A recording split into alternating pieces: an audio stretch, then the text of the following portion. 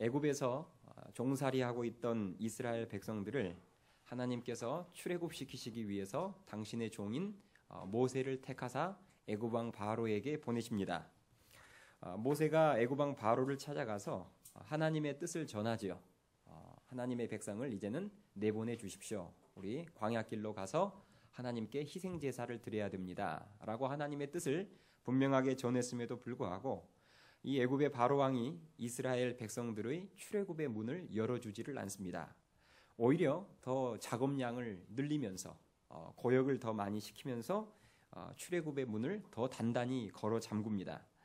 그러자 하나님께서 말로 안 통하니까 이제는 모세를 통해서 10가지 재앙을 바로 왕과 애굽에 내리시게 되고 그 결과 이 10번의 재앙을 통해서 바로 왕이 결국은 백기를 들게 됩니다. 그리고 출애굽의 문을 드디어 열어주죠. 그로 인해서 이스라엘 백성들은 영광의 탈출을 합니다. 출애굽을 하죠. 오늘 본문 말씀은 거기서부터 시작이 됩니다. 출애굽하는 그 장면에서부터 시작됩니다. 오늘 17절 말씀을 한번 보십시오. 17절 보시면 바로가 백성을 보낸 후에 이렇게 시작됩니다. 드디어 이제까지 이스라엘 백성들을 품 안에 두고 안 보냈던 바로가 드디어 출애굽의 문을 열고 백성들을 보냈다는 거예요. 당대 최강국인 애굽 왕 바로가 이제까지 자신의 막강한 권력을 이용해서 이스라엘 백성들의 출애굽을 어떻게 해서든지 막아보려고 했으나 그러나 결국은 막지 못하고 보냈다는 거예요. 여러분, 왜 그가 막으려고 애써봤지만 못 막고 보냈을까요? 이유는 간단합니다. 하나님께서 열어주셨기 때문에 그렇습니다. 하나님께서 출애굽의 문을 열어주셨기 때문에 그렇습니다. 하나님이 한번 열어주시기로 작정하면 이 세상에 그 어느 누구도 막을 자가 없다는 것입니다. 그래서 요한계시록 3장 7절 말씀에 보면 성경은 예수님을 이렇게 소개합니다. 거룩하고 진실하사 다윗의 열쇠를 가지시니 곧 열면 닫을 사람이 없고 닫으면 열 사람이 없는 그가 이르시되. 자, 주님을 소개할 때 뭐라고 소개하냐면 주님이 열면 이 세상에 어느 누구도 그것을 가로막고 닫을 자가 없다는 거예요. 또 반대로 주님이 한번 열지 않고 닫으시면 이 세상 그 어느 권력자가 달려들어도 열 수 없다는 것입니다. 풀 수 없다는 거예요. 여러분, 모든 문을 여는 열쇠는 바로 하나님의 손에 달려 있음을 믿으실 수 있기를 바랍니다.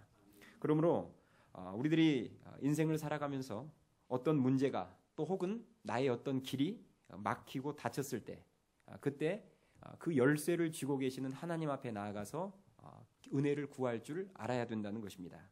하나님이 열어주셔야 돼요. 하나님만 열어주시면 어느 누구도 가로막을 자가 없습니다. 오늘 본문 말씀을 보면요, 실제 이 출애굽의 문을 열고 닫고 할 수 있는 그 실세로 보이는 자가 누굽니까? 바로왕이죠. 네, 누가 봐도 바로왕이에요. 바로왕이 열어주어야 출애굽을 할 수 있을 것 같고 바로왕이 닫고 있으면 한 사람도 빠져나가지 못할 것 같습니다. 바로왕이 실세로 보이는 거예요. 그러나 성경은 오늘 분명히 말합니다. 아무리 실세로 보이는 바로왕이 이스라엘 백성들을 안 놔주려고 하더라도 진정한 문의 키를 쥐고 계시는 하나님께서만 여시면 어느 누구도 막을 자가 없다는 거예요. 여러분, 청년의 때 여러분이 학교를 다니다 보면 어떤 학교에 영향력 있는 선배가 혹은 영향력 있는 교수님이 내 미래를 쥐고 있는 것 같은 느낌이 들 때가 있을 수 있습니다. 저 선배한테 잘 보이면, 저 교수님한테만 잘 보이면 내 미래의 문은 보장되고 열릴 거야, 이런 생각이 들 때가 있을 수 있어요. 또 예를 들어서 직장 생활을 하다 보면 저 상사에게만 잘 보이면, 저 사장님에게만 잘 보이면 내 미래가 열릴 것 같은, 탄탄대로를 걸을 것 같은 그런 실세로 보이는 인물들이 얼마든지 있을 수 있습니다. 그러나 여러분 잊지 마세요. 그 사람 실세 아닙니다. 하나님이 여시려고 마음먹으면 아무리 그 사람이 나를 좋지 않게 보고 내 앞길을 막으려고 할지라도 막을 수 없음을 믿으실 수 있기를 바랍니다.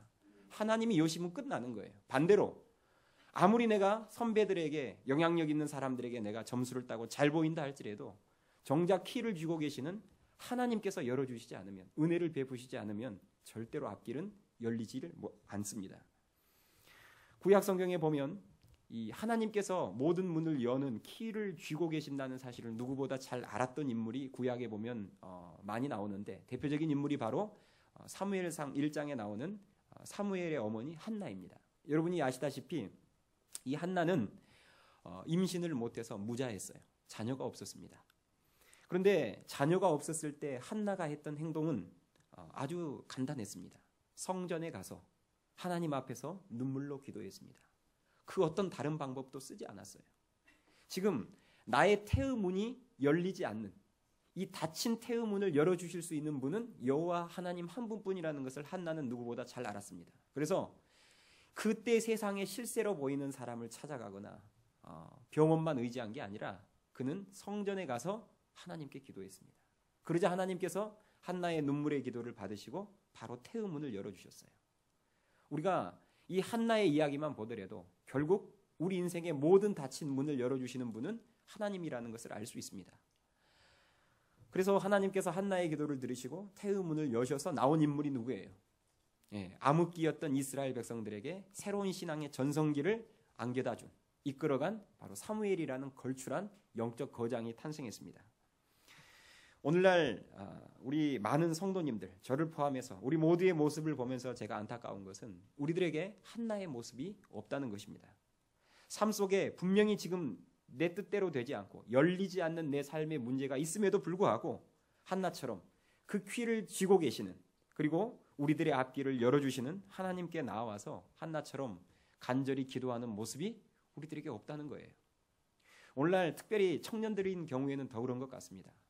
내 앞길이 보이지 않는다, 닫혔다, 예를 들어서 직장이 지금 내가 마음에 안 든다, 또 아니면 직장이 없다, 지금 문이 열려야 되잖아요.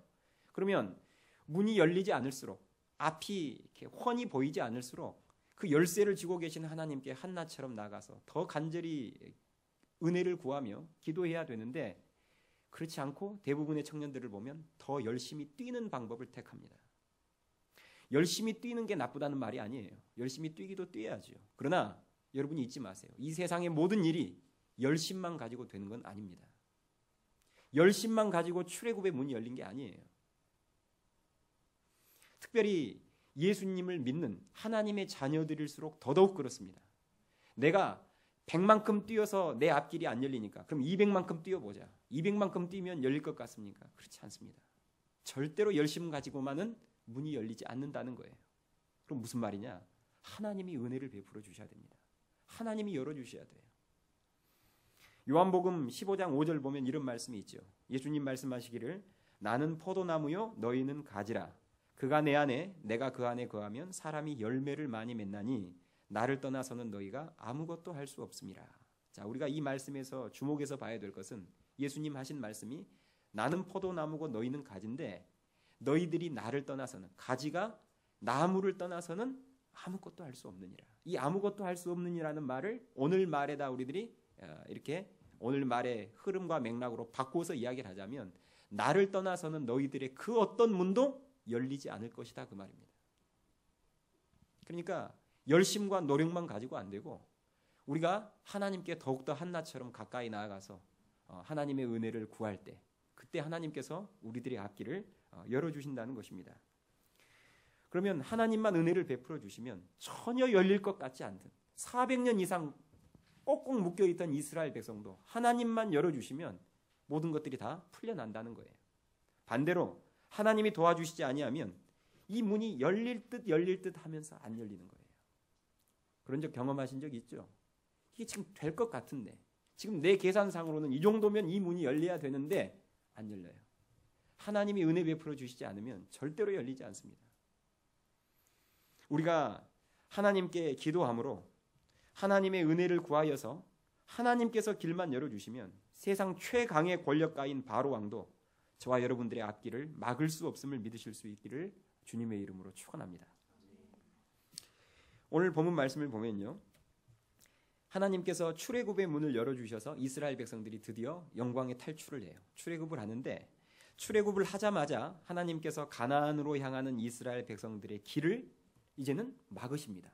방금까지는 출애굽의 문을 여셨던 하나님이 출애굽을 함과 동시에 얼마 가지 않아서 길을 막으셔요. 그리고 길을 돌리시는 내용이 오늘 본문 말씀에 보면 나와 있습니다. 자, 17절 다시 보시면 17절에 보시면 바로가 백성을 보낸 후에 자, 출애굽을 했죠. 그 다음 보니까 블레셋 사람의 땅의 길은 가까울지라도 하나님이 그들을 그 길로 인도하지 아니하셨으니 하나님이 막으셨다는 거예요. 자, 여기 보세요.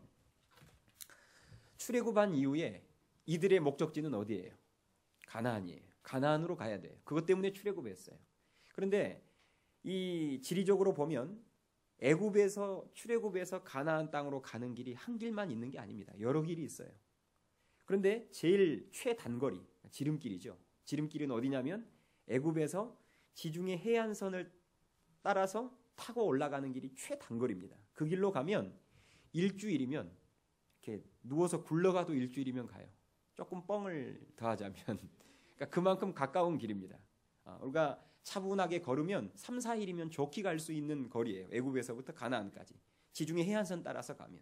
근데 하나님께서 그 길을 못 가게 막으셨다는 거예요. 오늘 본문 말씀 보니까. 그러면 하나님께서 왜 막으셨을까? 이유가 있었겠죠. 그냥 막지 않으셨겠죠. 그 이유가 오늘 본문 말씀 보면 나와 있죠. 그 뒷부분을 보면 아까 17절 하반절을 보시면 이는 하나님이 말씀하시기를 이 백성이 전쟁을 하게 되면 마음을 돌이켜 애굽으로 돌아갈까 하셨음이라 이렇게 나옵니다. 자, 이 지중해 해안선을 따라서 타고 올라가는 길은 거기가 블레셋 지역이에요. 그러니까 누가 기다리고 있어요? 블레셋 군대가 기다리고 있어요. 그러니까 그 길은 지름길이기는 하지만 그 길로 가면 반드시 블레셋 군과 맞닥뜨리게 되고 그러면 전쟁을 해야 돼요.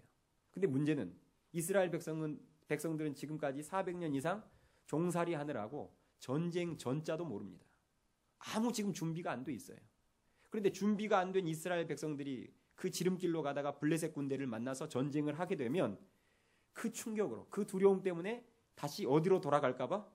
애굽으로 돌아갈까 봐 하나님이 일부러 그 지름길을 멀리 미리 내다보시고 하나님이 막으신 거예요. 그리고 더 험하고 먼 홍해길로 돌리신 것입니다. 여러분 이스라엘 백성들 입장에서 한번 생각해 보세요. 우리가 출애굽한 이스라엘 백성들인데 분명히 지금 지름길을 알고 있어요. 저기 그 지중해 쪽으로 해서 가면 금방 며칠이면 갈 수 있다는 것을 우리가 알고 있어요. 그런데 하나님께서 그쪽 길을 막으시고 더 힘들고 어려운 이 홍해가 있는 홍해길로 돌리신 거예요. 그러면 우리가 이스라엘 백성들이라 그러면 기분이 좋겠어요? 원망스럽겠어요? 하나님이? 원망스럽겠죠. 왜냐? 지름길을 모르고 있으면 괜찮은데 분명히 빠른 길이 있다는 걸 알고 있는데 더 험하고 먼 길로 돌리시면 당연히 원망과 불평이 나오죠. 그렇지 않겠어요? 그런데 나중에 시간이 흘러서 과거에 하나님이 막으셨던 그 지름길에 블레셋 군대들이 기다리고 있었다. 그것 때문에 하나님이 전쟁 때문에 우리를 준비가 안 된 우리들을 그 전쟁 때문에 돌리셨다는 사실을 나중에 깨닫게 되는 순간 과거의 원망과 불평이 뭘로 바뀔까요? 감사로 바뀌죠. 아, 하나님이 그것 때문에 막으셨구나. 그때 그 지름길로 안 갔던 것이 복이었구나. 나중에 깨닫게 되죠. 이게 여러분 하나님의 막으시는 은혜입니다. 하나님의 은혜는 열어주시는 은혜만이 은혜가 아니에요. 우리 대부분 하나님께 나와서 기도할 때 기도의 내용이 전부가 다 뭐죠? 뭐 해달라는 거예요? 내용만 다르지. 예, 막아달라고 기도하신 분 혹시 계세요? 하나님, 제 결혼의 앞길을 막아주십시오. 하나님, 취직될까 두렵습니다. 취직의 앞길을 막아주십시오. 이런 사람 없잖아요. 다 무슨 기도예요? 열어주세요. 열어주십시오. 그 기도예요. 내용만 달랐지. 그러나 여러분이 잊지 말아야 될 것은 꼭 열어주시는 것만 하나님의 은혜가 아니라 막아주시는 것도 하나님의 큰 은혜라는 거예요. 오늘 만약에 하나님께서 지름길로 열어주셨다고 생각해봐요. 그러면 그들은 블레셋 군대를 만나게 됩니다. 아무 준비 없이. 이건 복이 아니라 저주예요. 재앙이에요. 여러분 우리도 마찬가지입니다. 우리 살다 보면 이스라엘 백성들이 경험한 이 똑같은 상황을 경험할 때가 우리도 있습니다. 내가 지금 뭔가를 가고자 하는 길을 하나님이 자꾸 안 열어주시고 막을 때가 있어요. 그럴 때 있죠. 나는 지금 급해 죽겠는데 하나님 저야말로 지금 초고속으로 가야 될 급행열차로 가야 될 사람인데 하나님이 자꾸 앞길을 막으시는 거예요. 그리고 나는 속도를 내고 싶은데 하나님은 지름길이 아니라 자꾸 더 험하고 먼 길로 나를 막 자꾸 돌리시는 거예요. 그 뺑뺑이 돌고 있다는 느낌이 있을 때 있잖아요. 나는 빨리 가고 싶은데. 그때 우리는 되게 하나님을 원망하고 불평합니다. 하나님 왜 그렇습니까? 저 지금 급합니다. 안 보이세요? 하나님 충청도 분이세요? 왜 이렇게 뜸을 들이시고 왜 이렇게 돌리시고 왜 이렇게 답답하십니까? 이렇게 하나님께 원망과 불평할 때가 있다는 것입니다. 그러나 잊지 마십시오. 우리가 원망하고 불평한 이유는 딱 하나예요. 뭐냐? 블레셋 군을 못 보기 때문에 원망 불평합니다. 지금 앞만 보는 거예요. 이곳은 지름길, 저곳은 먼 길, 이것만 보니까 원망 불평하는 거예요. 그러나 그 지름길 가운데 가다 보면 블레셋 군이 있다는, 블레셋이라는 요소가 있다는 것을 아는 순간 우리의 원망과 불평이 어리석은 행동이었음을 우리들은 깨닫게 됩니다. 아까도 말씀드렸지만 우리 생각과 뜻대로 전부 길이 열리는 것 절대로 축복 아닙니다. 지금 이 시간에 이 더운 날 오후 주일 2시에 저와 여러분들이 지금 예배의 자리에 앉아 있습니다. 그러나 만약에 여러분들이 어렸을 때부터 여러분들이 생각하고 원하고 기도했던 대로 여러분들의 앞길이 잘 계속해서 열렸다 그러면 죄송한 이야기입니다만은 이 시간에 여러분 절대 예배의 자리에 앉아 있지 않습니다. 저도 마찬가지예요. 저도 만약에 제가 어렸을 때부터 제가 꿈꾸고 원했던 대로 길이 막 거침없이 열렸다. 저 지금 아마 목사는커녕 교회도 안 다니고 있을 거예요. 맞지 않아요? 여러분 앞길이 만약에 여러분 원하고 뜻하는 대로 다 열렸으면 뭐가 아쉬워서 여러분들이 교회에 나와서 이 자리에 앉아 있겠어요? 뭔가 막히고 뭔가 안 되고 그러면서 세상이 내 입만 가지고 되는 게 아니구나. 하나님이 도와주셔야 되는구나. 이걸 뭔가 삶에 막히는 것을 통해서 느꼈기 때문에 여러분들이 이 자리에 나올 수 있었던 거 아니겠습니까? 그게 막으시는 은혜예요. 만약에 하나님의 막으시는 은혜가 없었더라 그러면 저와 여러분은 이 은혜의 자리에, 구원의 자리에 나와 있을 수가 없습니다. 이 막으시는 은혜가 얼마나 귀한지 모릅니다. 아마 여러분들도 공감할 거예요. 여러분들도 여러분들의 삶을 반추해 보면 이 하나님이 막으시는 은혜가 참 귀하다는 것을 깨달을 때가 많이 있을 거예요. 무슨 말이냐? 그때 당시에는 서운했어요. 그 일이 빨리 풀리지 않아서, 그 일이 내 뜻대로 되지 않아서, 그 기도 제목이 응답되지 않아서 그때는 하나님께 내가 삐지고 서운했어요. 그런데 10년이 지나고 15년이 지나고 나서 되돌아보니까 이럴 때 있죠. 그때 그 문이 열렸으면 큰일 날 뻔봤다. 그때 그게 응답이 안 됐기에 망정이지 그거 만약에 응답됐다면 큰일 날 뻔했다. 여러분 그런 간증이 아마 다 한두 개씩은 있을 거예요. 그때는 원망스러웠던 게 시간이 지나서 뒤돌아놓고 보니까 블레셋 요소가 보이는 거예요.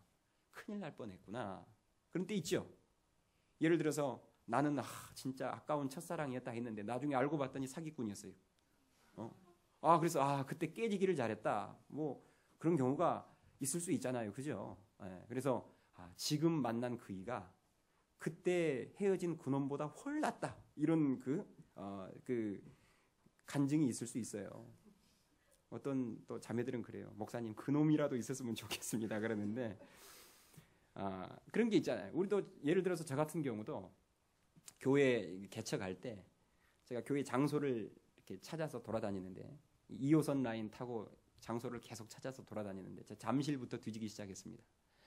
그런데 잠실부터 뒤지기 시작했는데 여기 신도림까지 오는 과정에 제 마음에 정말 딱 들었던 당장이라도 계약하고 싶었다고 생각했던 좋은 장소가 한 3군데 정도 있었어요. 정말 그 계약 직전까지 다 갔던 곳입니다. 근데 문제는 뭐냐?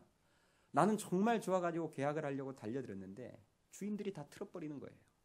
분명히 하기로 해놓고 어떤 때는 1시간 전에 틀어버리고 안 해주는 거예요, 계약을. 그러니까 그것도 한두 번이지. 벌써 한 2번, 3번 이렇게 하니까 그 거절감에 상처 아시죠? 이제 다 싫은 거예요. 삐진 거예요, 하나님께. 하나님 안 해요. 그 추운 1월 달에 겨울에 돌아다니는데 지치기도 하고 이제 싫은 거예요. 왜냐하면 마음에 든다 그러면 다 안 한다 그러니까. 그래가지고 나는 좋은 거 2개, 3개 놓쳤다 생각했는데 나중에 이곳에서 신도림에 와서 여기를 잡고 나니까 그 모든 원망과 불평들이 눈 녹듯이 한순간에 다 사라졌어요. 왜냐? 그 전에 제가 계약하려고 했던 곳은 이곳과 비교가 안 되는 곳이었어요. 이곳이 지금 훨씬 좋아요. 하나님이 이 좋은 거 주시려고 그 전에 그 2-3번의 것을 다 막으셨구나. 베스트를 주시려고 굿을 다 막으셨구나. 그때는 그게 굿인 줄 몰랐어요. 그때는 저는 베스트인 줄 알았어요.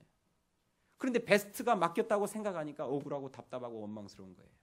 그러나 진짜 인생의 후반전에서 진짜 베스트를 만나니까 그때부터는 굿이 보이지 않는 거예요. 진짜 잘 됐다. 굿을 하나님이 막아주시기를 잘했다. 원망과 불평과 실망이 감사로 바뀌더라는 것입니다. 여러분, 우리는 단 1분 앞도 내다보지 못합니다. 우리가 어떻게 1분 앞을 내다봅니까? 1분이 아니라 30초 후에 무슨 일이 일어날지도 우리는 모릅니다. 한치 앞을 몰라요. 그러나 하나님은 먼 미래까지 내다보셔요. 그리고 지금 나의 상태를 아셔요. 하나님이 이스라엘 백성들의 상태를 아시고, 얘네들은 아직 전쟁 감당 못해. 이스라엘 백성들의 상태를 아시고, 또 이 지름길로 가다 보면 블레셋 군대가 기다리고 있다는 그 미래를 아시고 최적의 길로 하나님께서 홍해길로 돌려주셨어요. 여러분, 잊지 마세요. 우리가 인생을 살다가 어떤 길이 막히고 어떤 길을 자꾸 돌아가는 것 같은 느낌이 올 때 여러분들이 마음속에 한 가지 믿으셔야 돼요.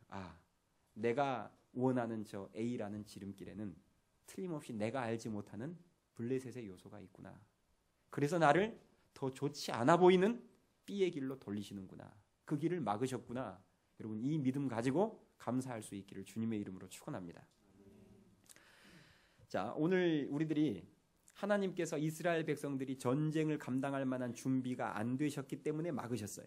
그리고 돌리셨어요. 그러면 이 말씀을 뒤집어서 바꾸자면, 그러면 하나님께서 뭔가 우리들에게 길을 열어주셨을 때는 내가 뭐 할 만하니까 열어주신 거예요. 감당할 만하니까. 전쟁을 감당할 만하지 못하니까, 아직 준비가 안 돼 있으니까 막으셨다 그러면 하나님께서 나에게 어떤 일과 상황을 열어주셨다 그러면 그 말은 무슨 말이에요? 감당할 만하다 그 말이에요. 하나님은 반드시 우리들에게 감당할 만한 시험과 환경만을 주신다는 것입니다. 그래서 고린도전서 10장 13절 말씀에 보면, 사람이 감당할 시험 밖에는 너희가 당한 것이 없나니 오직 하나님은 미쁘사 너희가 감당하지 못할 시험 당함을 허락하지 아니하시고 시험 당할 즈음에 또한 피할 길을 내사 너희로 능히 감당하게 하시느니라. 이렇게 말씀하고 있습니다. 하나님은요, 감당할 만한 시험만 허락하신다는 것입니다. 하나님은 누구보다도 나를 아세요. 나보다 나를 더 잘 아세요. 그리고 내가 걸어가야 될 미래를 아세요. 그래서 하나님께서 판단해서 내 자녀 누가 이 정도는 감당할 수 있을 것 같아. 그러면 열어주십니다. 그러나 얘 아직 전쟁 감당할 만한 준비가 안 됐어. 그러면 아예 만나지를 않게 하세요. 그러면 여러분 마음속으로 대답해 보세요. 지금 내가 이 상황, 지금 내가 직면해 있는 이 상황, 내 앞에 놓여져 있는 이 일을 하나님이 허락하셨다는 말은 무슨 말이에요? 감당할 만하니까 하나님이 허락하셨다는 것입니다. 여러분, 그 사실을 믿으실 수 있기를 바랍니다. 아브라함을 한번 보시면요, 하나님이 아브라함에게 이렇게 아브라함의 삶을 인도하실 때 보면 그때 감당할 만한 시험만을 허락하십니다. 처음에 아브라함 이야기가 창세기 12장에 시작됨과 동시에 하나님이 아브라함에게 뭘 요구하시느냐? 뭘 요구하시죠? 뭘 떠나라? 고향을 떠나라. 너의 본토 친척 아비집을 떠나라. 고향을 떠날 것을 요구하십니다. 그리고 나서 아브라함이 하나님의 은혜로 고향을 떠나요. 하란 땅을 떠납니다. 그리고 나자 하나님께서 그 다음으로 하나님이 요구하시는 게 뭐냐? 이제는 조카 롯과 헤어져라. 롯을 내려놓으라는 거예요. 이게 두 번째였어요. 이제 고향을 떠나는 훈련을 통해서 어느 정도 단련이 되니까 신앙이 자라니까 그 다음에 조카 롯이라는 단계적으로 그때 감당할 만한 시험을 허락하셨습니다. 조카 롯과 헤어지고 나니까 그 다음에 하나님이 또 그 다음으로 내려놓으라는 게 뭐였느냐? 서자 이스마엘을 내려놓으라고 했습니다. 그래서 아브라함이 순종해서 서자 이스마엘을 내려놨어요. 그랬더니 마지막 가서 창세기 22장 가면 마지막으로 요구하시는 게 뭐예요? 이제는 친자 이삭을 내려놔라 그랬습니다. 무슨 말이냐? 하나님은 아브라함에게 처음부터 친자를 요구하지 않으셨어요. 왜냐? 그때는 감당할 상황이 못 됐으니까 그렇습니다. 그러니까 감당할 만큼의 고향만 요구하신 거예요. 그러나 신앙이 성장하고 이제는 감당할 만큼의 신앙이 성장하면 성장할수록 그 수준에 맞게 하나님이 문제를 출제하시더라는 것입니다. 그러므로 여러분 마찬가지예요. 지금 나에게 출제된, 지금 내가 처한 환경과 내가 당면한 문제들 하나님 의지하면 감당할 수 있음을 여러분들이 확신하실 수 있기를 주님의 이름으로 축원합니다. 물러서지 마세요. 뒷걸음질 치지 마세요. 감당할 만하니까 하나님이 문을 여신 것입니다. 그 일을 주신 거예요. 하나님 실수 없으세요. 제가 개척을 하면서요, 개척교회 하는 게 쉬운 일은 아닙니다. 제가 개척을 하면서도 왜 어려운 게 없겠어요. 힘들고 어려운 것이 인간인지라 때때로 느껴지고 또 그런 일들이 있죠. 그러나 제가 힘들 때마다 가만히 한번 그 제 삶을 되돌아보면 이게 참 감당할 만한 시험이구나라는 것을 느낄 때가 많습니다. 무슨 말이냐? 개척을 하면서 제가 순간순간 느끼는데요. 이 개척 사역을 위해서 하나님이 그때 그렇게 혹독하게 설교 훈련을 시키셨구나. 또 개척을 하다 보면 그때 이래서 하나님이 신방 훈련을 시키셨구나. 관계 훈련을 시키셨구나. 그때 그것 때문에 그렇게 프로그램과 또 여러 가지 행사 훈련을 시키셨구나. 제가 그때마다 깨닫게 돼요. 이때를 위해서 하나님이 그렇게 준비시키셨구나. 그래서 나에게 이게 감당할 만한 시험이구나. 이것을 깨닫게 될 때가 많습니다. 여러분 포기하고 싶은 일이나 회피하고 싶은 일이 있습니까? 잊지 마십시오. 감당할 만하니까 하나님이 허락하셨다는 것입니다. 하나님 의지하면 감당할 수 있습니다. 그 확신 가지고 물러서지 마시고 정면으로 당당하게 승부하실 수 있기를 주님의 이름으로 축원합니다. 마지막으로 오늘 이 출애굽 후에 광야에서 하나님께서 이스라엘 백성들을 인도하실 때 오늘 본문 21절 보세요. 21절을 보시면 구름 기둥과 불 기둥으로 인도하셨다고 나와 있습니다. 자, 21절을 보시면 여호와께서 그들 앞에서 가시며 낮에는 구름 기둥으로 그들의 길을 인도하시고 밤에는 불 기둥을 그들에게 비추사 낮이나 밤이나 진행하게 하시니. 자, 하나님께서 이스라엘 백성들 앞에 서서 인도하시는데 뭘로 인도하시느냐? 뭘로 인도하신다고요? 낮에는 구름 기둥, 밤에는 불 기둥 이렇게 인도하시는 거예요. 그러면 왜 하나님께서 낮에는 불 기둥으로 아니죠. 낮에 불 기둥이면 죽습니다. 낮에는 구름 기둥으로 밤에는 불 기둥으로 인도하시느냐? 이유가 있습니다. 왜 그럴까요? 그 광야는요. 이스라엘 백성들이 그 진행했던 광야는 일교차가 매우 큰 지역입니다. 일교차가 진짜 심할 때는 40~50도 나는 지역이에요. 그러니까 낮에는 살인적인 이 강렬한 햇볕과 태양과 더위가 있고 밤이 되잖아요. 그러면 온도가 또 뚝 떨어집니다. 그래서 생명을 위협할 정도의 또 추위가 몰아닥칩니다. 그래서 하나님께서는 낮에는 여러분 아시다시피 이 광야는요 거의 사막지대예요. 그늘이 없습니다. 그러니 하나님께서 큰 구름 기둥을 통해서 뭘 만들어 주신 거예요? 그늘을 만들어 주신 거예요. 그래서 이스라엘 백성들이 살기 위해서라도 그 그늘만 따라가는 거예요. 그게 구름 기둥을 따라가는 거예요. 그것만 따라가면 가나안 땅이 나오는 것입니다. 또 밤에는 그들이 살기 위해서 온기를 느끼기 위해서 불기둥 옆으로 달라붙는 거예요. 그럼 하나님이 불기둥으로 이렇게 인도를 하시는 것입니다. 그래서 우리 그 가스펠송 보면 그거 있죠. 하나님은 너를 지키시는 자 너의 우편에 그늘 되시니. 그 다음 뭐죠? 낮의 해와 밤의 달도 너를 해치 못하리. 이 가사가 그 맥락에서 나온 거예요. 낮의 해와 밤의 달. 살인적인 더위와 살인적인 추위에서 하나님이 구름기둥과 불기둥으로 보호해 주셨다는 거예요. 제가 1부 때는 목이 막혀서 그냥 가사만 불러드렸거든요. 2부 때는 목이 좀 트이네요. 그런데 여러분 우리가 한번 생각해 봐야 될 게 그러면 오늘날은 왜 구름기둥과 불기둥으로 인도하지 않으실까요? 오늘날에는 구름기둥과 불기둥이 필요가 없죠. 왜요? 다 에어컨이 있고 집이 있는데 뭘 구름기둥이 필요하고 불기둥이 필요하겠어요. 그죠? 옥매트가 있는데 불기둥 필요 없죠. 그죠? 그러면 지금 하나님께서 우리를 뭘로 인도하시느냐? 지금은 구름기둥과 불기둥이 바로 말씀입니다. 하나님은 이 말씀을 통해서 오늘도 이 강단에서 선포되어지는 말씀을 통해서 성도들의 삶을 바른 길로 인도하신다는 거예요. 저는 가끔씩 성도들에게 이런 이야기를 듣습니다.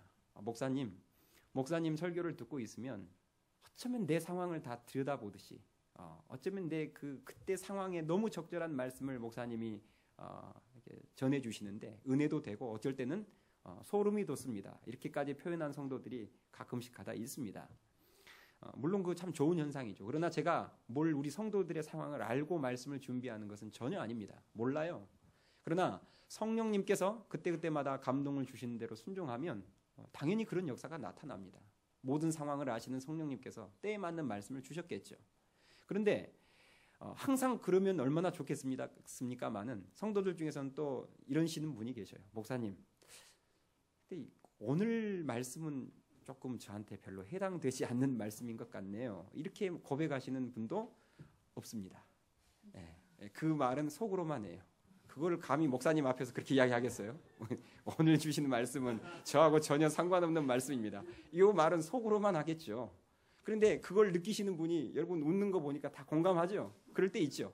어떤 주는 나한테 지금 딱 맞는 말씀인 것 같지만 또 어떤 주는 오늘 말씀은 별로 이렇게 지금 나의 상황하고는 아무 상관없는, 그러면서 이제 속으로 정죄하기를 목사님 요즘 기도 안 하시나 보네 그러고 뭐 하는데, 여러분 그건 기도 안 한 게 아니라 무슨 말씀이냐면 이런 겁니다.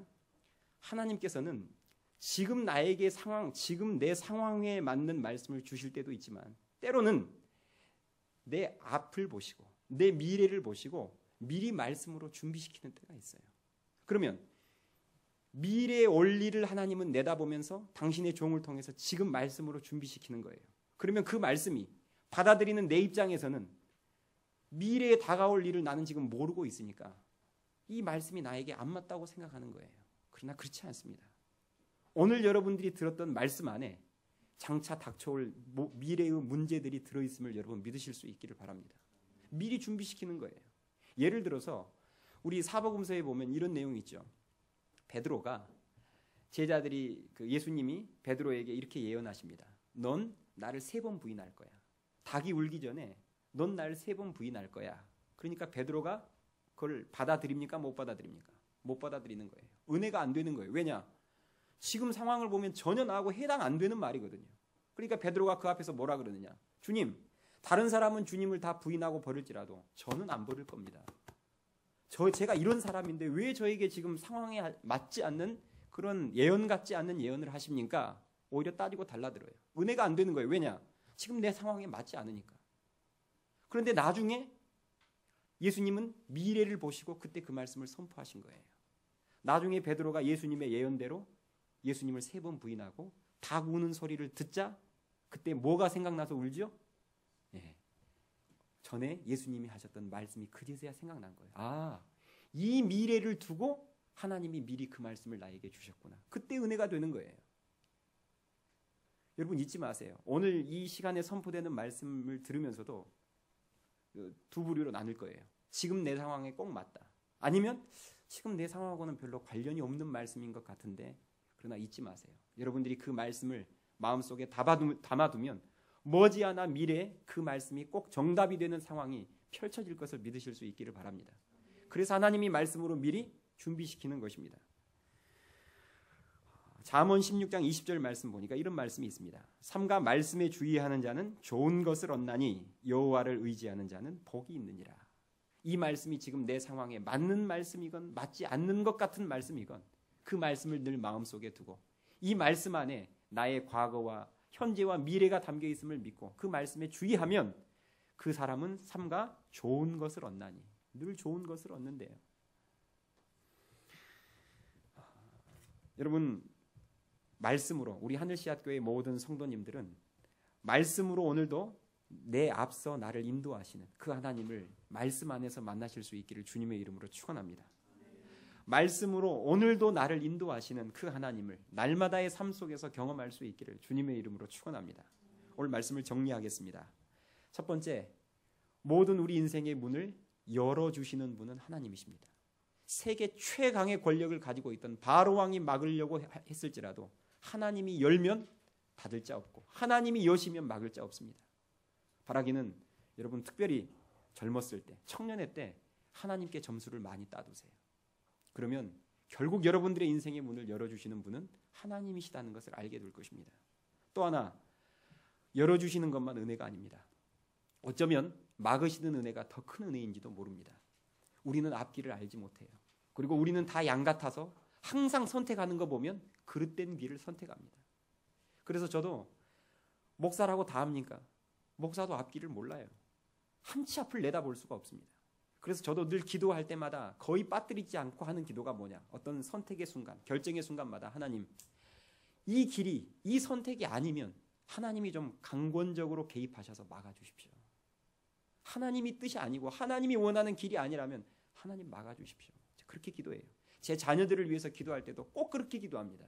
하나님, 제 자녀들의 앞길을 인도하시되 무조건 열어달라고만 기도하지 않아요. 하나님이 보시기에 그 자녀가 합당한 길을 걷고 있지 않으면 하나님이 좀 막아주세요. 부모가 못 막습니다. 여러분이 잘 아시잖아요. 여러분 부모 말씀 잘 듣습니까? 부모 못 막아요. 하나님만이 막아주실 수 있습니다. 그러니 그 기도를 해야죠. 마지막입니다. 하나님은 과거에는 불기둥과 구름기둥으로 인도하셨지만 오늘은 하나님께서 주야로 선포되어지는 말씀을 통해서 내 인생을 인도하십니다. 여러분이 늘 하나님의 인도 가운데 거하시려면 늘 말씀에 있는 자리를 뜨지 않기를 바랍니다. 그 말씀대로만 살아가다 보면 하나님이 우리에게 약속하신 그 영광의 땅 가나안 땅을 만나게 될 줄 믿습니다.